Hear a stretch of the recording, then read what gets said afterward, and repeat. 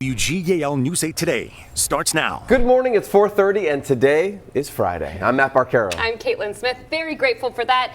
And the weekend weather-wise seems like it's shaping up pretty decently. Not bad at all. It's going to be windy again on Sunday. I'll tell you that. We have that pesky wind, but otherwise it should be fairly mild. Let me show you our forecast for today. We're starting out just a little clutter there on the radar. No precipitation. It's nice and clear. As far as our temperatures go, 38 degrees in Harrisburg, 35 in Lancaster, 32 for York, and 37 in Lewistown. Our wind speeds right now have died down since yesterday, died down since the whole week. It's been a breezy, windy week. We are going to be seeing winds on the light side today. So look for morning sunshine, then increasing clouds as we head into the afternoon. Mostly cloudy by mid-afternoon into the evening, but no precipitation expected today. So we still get into the 50s. 54 is our high. We'll talk more about some 50s for the weekend and those rain chances coming up. Breaking overnight, unionized faculty members at HAC could resume their strike if a deal is not reached with that community college by later this morning. Both sides say they did make more progress after another long meeting. They met for 9 hours yesterday, but there is still no deal. A spokesperson from the state's education association that represents the union said negotiators gave the college until 11 this morning to respond to a possible deal. The unionized faculty members are asking for a raise. They say they haven't had one in 3 years, and they also want back pay for those 3 years. Now, if the college does not accept that deal, the union says it will start striking again on Monday.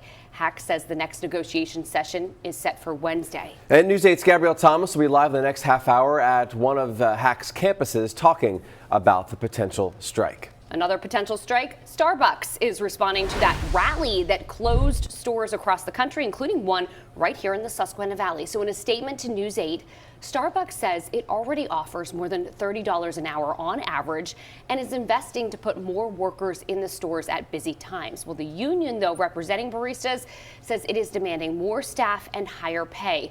Those rallies happened on a major sale day for the company. Yesterday was Red Cup Day. That's where the stores give away reusable cups with the purchase of a holiday-themed drink, so it's extra busy. Workers at that Starbucks on Lincoln Highway in East Lampeter Township, as you see in this video, joined in that rally yesterday. The State Department of Human Services says it is continuing to issue this month's full SNAP benefits to recipients. DHS says with the government shutdown now over, they expect that all November SNAP benefits should be received to those who need them by the weekend. The department says with the recently passed state budget, including $11 million to support food assistance programs, including $2 million for a new state food bucks program to supplement SNAP benefits. Well, the fallout from the government shutdown can still be felt by those who do need help buying food. So the Hershey Food Bank held an extra food distribution yesterday. Take a look. It says that volunteers were helping people as a line stretched behind the main building, with some people even lining up for more than an hour before that distribution started. The food was meant to help those who did not get their SNAP benefits.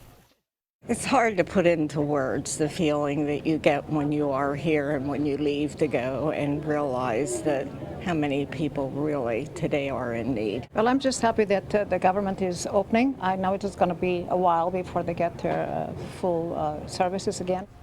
The Hershey Food Bank says it serves more than 300 families and will be giving out Thanksgiving meals next week. And with Pennsylvania's long overdue budget now in place, Harrisburg Fire Bureau now has more money that could keep people safe. The Bureau will see about a 40% increase in payments from the state with this new budget.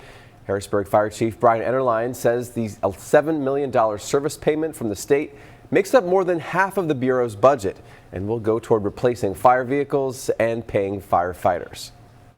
Going into next year, being able to fund our firefighter salary at a rate that we're not going to lose them to other departments that may be able to pay more. Governor Shapiro says that funding boost for Harrisburg firefighters was personally important to him after the arson attack at the governor's residence this year. Talks over AI data centers in East Manchester Township, York County will continue next month. At a meeting this week, the board of directors officially removed the Royal Manchester Golf Course from the AI rezoning ordinance. The special meeting on the data center ordinance will be held on December 16th. A doctor in York County facing a new lawsuit after being charged with rape. We first reported the charges against Christopher Davis in April. Investigators say he withheld treatment from drug-addicted female patients who refused his sexual advances. 15 patients filed the lawsuit against Davis, the Pyramid Healthcare York Methadone Treatment Center in Spring-Spray Township, and CVS Pharmacy. They did that on October 31st. The suit says the women claim that Davis had a history of misconduct and the treatment center either failed to do a background check or ignored the history. The suit also claimed that CVS continued to fill prescriptions despite red flags about the dosages and the combination of drugs. The State Board of Osteopathic Medicine suspended Davis's license and added an additional 2 years of probation. A woman charged in connection with the 2023 death of her 2-year-old daughter in Carlisle is now in prison. 27-year-old Angeli Nunez turned herself in Wednesday night, I should say. She's now in the Cumberland County Prison without bail.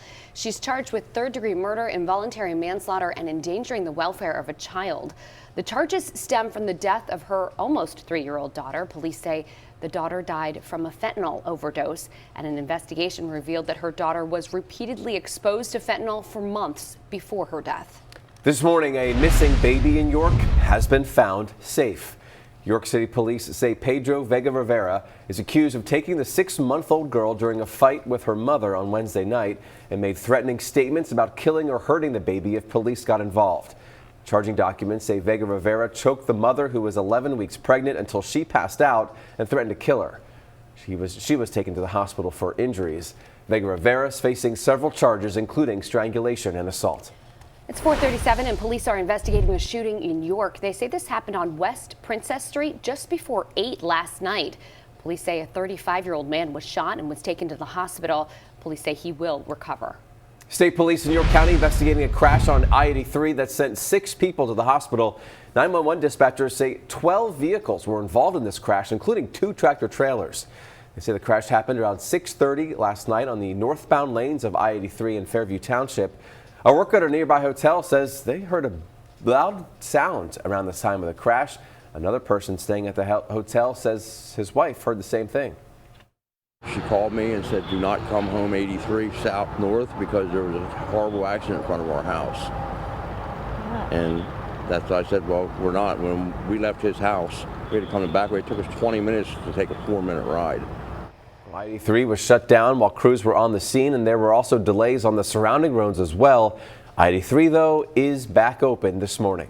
Harrisburg city leaders say work is being done to fix dozens of streetlights throughout the city. The city's communications director, Michelle Moyer, says there are 74 lights that don't work, mostly on Walnut, 2nd, and Market Streets. Moyer says the issue is with the electrical system, not with the lights themselves. But PPL says it's been working for months to resolve those issues with the streetlights. It says the city owns the lights. PPL says the issues are not because of its electrical system. A heads up for you tomorrow night. PennDOT will be knocking down the 19th Street Bridge in Harrisburg. Lane restrictions will be in both directions of 83 and on westbound Route 322 starting at 7 o'clock tomorrow. The full closure starts at 11 o'clock tomorrow night. 19th Street is expected to stay closed until this is finished at the end of next year.